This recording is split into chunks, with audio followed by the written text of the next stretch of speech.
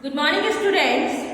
आज हम पढ़ेंगे वसंत भाग 3 के पाठ 16 पानी की कहानी। इसके लेखक हैं श्री रामचंद्र तिवारी जी। तो रामचंद्र तिवारी जी ने ये जो पाठ पानी की कहानी बताया हुआ है, इसमें इन्होंने बताया है कि पानी का जो स्वरूप है समय समय पर किस आधार पर बदला, कैसे परिवर्तनशील हुआ और कहां तक वो अपना रूप लेकर आगे बढ़ती चली गई। तो देखिए यहाँ पे क्या है कि एक दिन एक व्यक्ति बेर के पेड़ के नीचे से गुजर रहा था।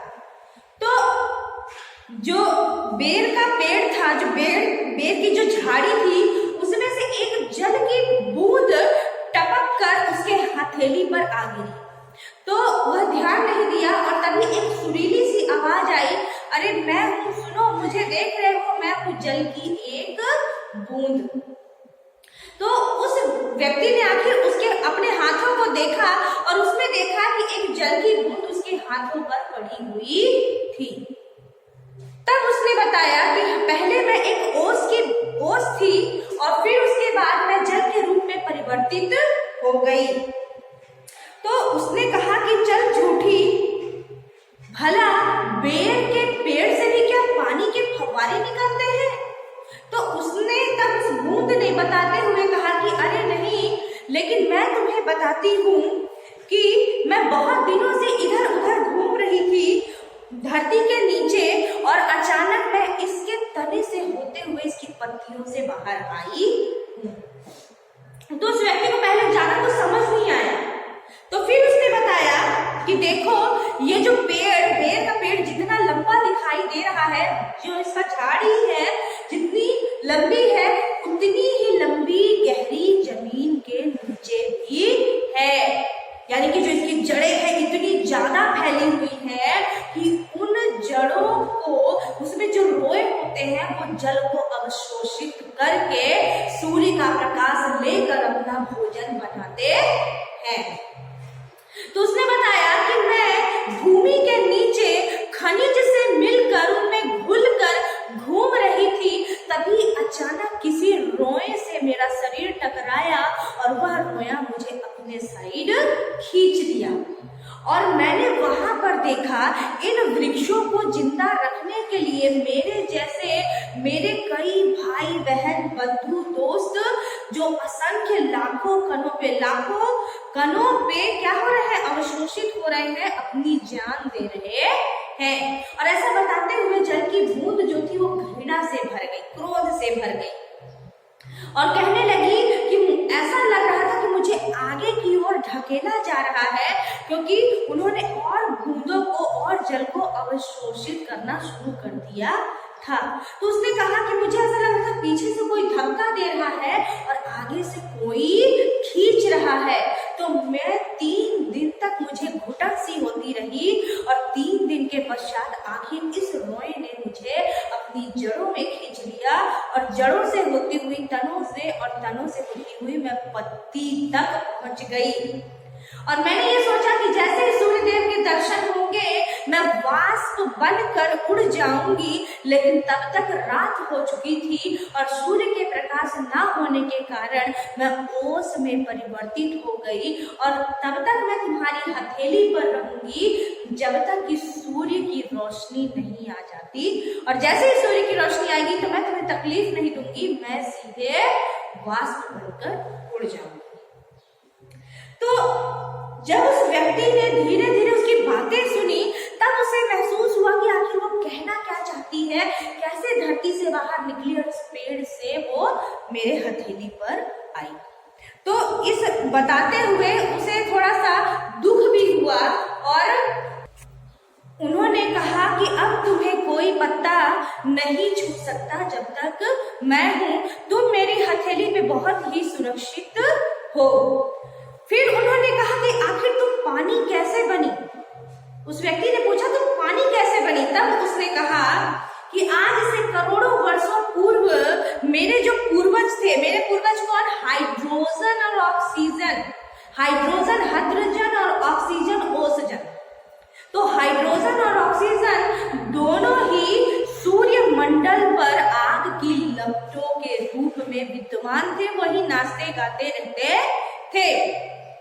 हम सब बहुत खुश थे, लेकिन एक दिन अचानक बहुत बड़ा प्रकाश पिंड, जो कि ये बहुत ही प्रचंड था, उसका वेग बहुत ज्यादा था और सूर्य से कई गुना बड़ा था। और ये जो प्रकाश पिंड था प्रचंड अग्नि लिए हुए था और बहुत तेज गति से घूमता हुआ सूर्य के पास आ रहा था। और हमें ऐसा लग रहा था कि वह सूर्य से टकरा जाएगा और हमारा सारा अस्तित्व समाप्त हो जाएगा। धीरे धीरे जब वह आगे बढ़ने लगा तो उसकी आकर्षण शक्ति बहुत ही ज्यादा दिखाई पड़ने लगी, लेकिन हुआ यह कि वह प्रकाश पिंड उस सूर्य से ना टकरा के सहस्त्रों मील दूर से ही वह वापस हो चला। और क्या हुआ कि सूर्य उसकी आकर्षण शक्ति को सहन ना कर सका और सूर्य का कुछ हिस्सा उसके साथ टूटकर चला गया।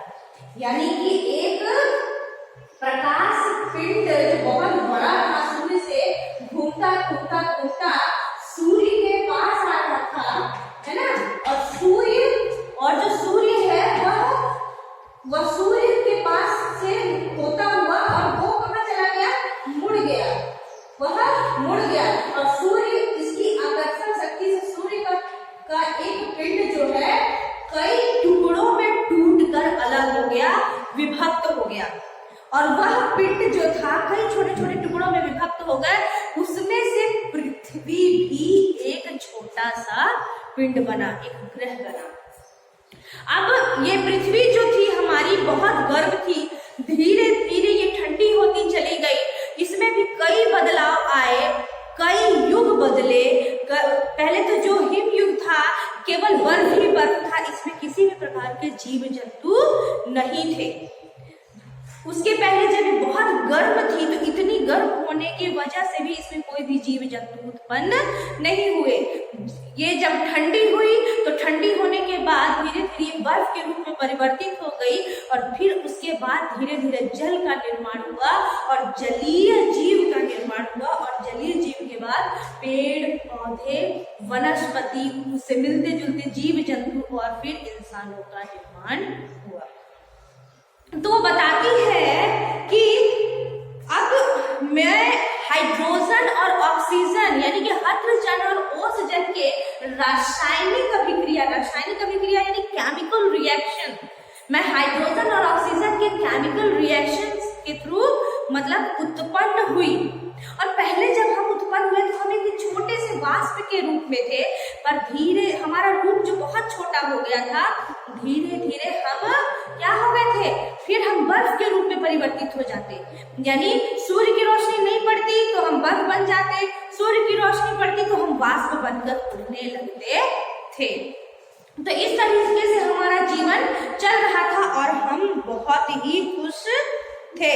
लेकिन इसके पश्चात अचानक जब एक दिन मेरी नेत्र खुली तो मैंने देखा कि हम चारों तरफ से बर्फ ही बर्फ के रूप में परिवर्तित हो गए हैं और जो नीचे मेरे भाई बहन थे वो पूरे पानी के रूप में परिवर्तित हो चुके हैं। यानी कि बर्फ के रूप में जो हम लोग थे तो हम लोगों के भार को बर्दाश्त न कर सके और वो पानी के रूप में परिवर्तित होते चले गए। मैं कई मास समुद्र में इधर उधर घूमती रही और एक दिन गर्म धारा से मिलकर उसकी गर्मी को मैं अवशोषित करने लगी, एब्जॉर्ब करने लगी, उसको ठंडक पहुंचाने के लिए उसकी गर्मी को मैं क्या करने लगी, अपने शरीर के अंदर रखने लगी और इस तरह मैं पिघल गई और पानी के रूप में परिवर्तित हो गई। इसके बाद उसने बताया कि मैंने कई रूप देखे, मैंने समुद्र के अंदर जाकर देखा तो सबसे पहले समुद्र का पानी इतना खारा था कि उबकाई उल्टी सी आने लगी, उसका स्वाद जो था बहुत ही खारापन लिए हुए था। तो उसके खारेपन को देखा, फिर मैं समुद्र के नीचे और गई तो मैंने देखा कि यहाँ केवल पानी ही नहीं, यहाँ तो पानी के साथ विचित्र विचित्र से प्राणी है। मैंने यहाँ बहुत धीरे धीरे रेंगने वाले घोंघे, जालीदार मछलियां, कई मन भारी कछुए देखे, कई हाथों वाली मछलियां देखी और एक बहुत लंबी चौड़ी मछली जो मनुष्य से कई गुना लंबी थी। मैंने एक मछली देखी जिसके कई हाथ थे और वो उसे ऑक्टोपस कहा जाता था और वो अपने हाथों से शिकार को पकड़ लेती थी। इसके अलावा मैंने गहराई में एक और देखा जहां पर सूर्य की रोशनी बहुत मुश्किल से पहुंचती थी, लेकिन जब हमने पास जाकर देखा मेरी आंखें भी दुखने लगी कि लाल रंग का प्रकाश उसमें से आ रहा है और ऐसा लग रहा था जैसे कि वह लालटेन लिए हो। तो पता चला कि वह भी एक प्रकार की मछली है और छोटी छोटी मछलियां आकर्षित होकर उसके पास आती थी, तो वह जब भूखी रहती थी तो उन छोटी छोटी मछलियों का क्या करती थी, वो शिकार करती थी, उन्हें खा लेती थी। जब मैं समुद्र के नीचे और गहराई पर पहुंची तो मैंने देखा कि कई जीव जंतु के साथ मोटे पतले ठिंगने ऊबड़ खाबड़ जैसे कुछ पेड़ पौधे भी है, खाइयां भी है, पहाड़ियां भी है, उनमें काइयों से भरे हुए जमीन भी है। तो जो कि इसके अलावा उनमें बीच बीच में रहने वाले जीव जंतु बहुत ही मोटे और आलसी थे। तो इस प्रकार से देखा कि हम सारा समुद्र छान लिए, जीव जंतु देखे, पेड़ पौधे देखे। इसके बाद मैं अपने भाई बंधुओं के साथ घूमती घूमती किसी भी चट्टान के किनारे से दरारों से घुसती हुई बाहर निकलने की कोशिश करने लगी, लेकिन तभी हमने देखा जोरदार गर्जना हुई और हम एक बड़े विस्फोट के साथ बाहर निकल गए। तो हम तब उस व्यक्ति ने कहा ये तो ज्वालामुखी था। तो बूंद ने कहा कि अच्छा तुम लोग इसे ज्वालामुखी कहते हो, उसमें से बहुत सारे धुआं, राख, जलवाष्प के कण और गरम गरम आग यानी कि लावा बाहर निकल रहा था और हम उस ज्वालामुखी से फटकर बाहर की ओर निकले। वहां मैंने देखा प्रचंड आंधी के दर्शन हुए और मैं कई वाष्प के साथ मिलकर भारी हो गई और वर्षा करके फिर से नीचे की ओर आ गई। तो इस प्रकार से वो धीरे धीरे अपना संपूर्ण वृत्तांत कहती जा रही है उस व्यक्ति से। जब मैं ज्वालामुखी से फूटकर बाहर निकली और जलवाष्प के साथ मिलकर भारी हो गई तो वर्षा हो गई और वर्षा होने के बाद हम बड़े तीव्र वेग से आए और कहां पे टकराए, एक पहाड़ के ऊपर गिरे और वह पहाड़ का जो टुकड़ा था वो खंड खंड हो गया हमारे वेग से और हम बहते हुए चले गए उन पहाड़ के साथ। फिर मुझे इच्छा हुई कि मैं समतल भी देखूं, जमीन भी देखूं, क्योंकि मैंने तो वायुमंडल देख लिया, मैंने समुद्र देख लिया, अब मुझे समतल मैदान देखना था। तो मैं एक छोटी सी धारा के साथ बड़ी नदी में मिल गई और इधर उधर बहने जंगल के बीच में, पेड़ पौधे के बीच में, झरनों से होती हुई गांव और शहर में पहुंच गई।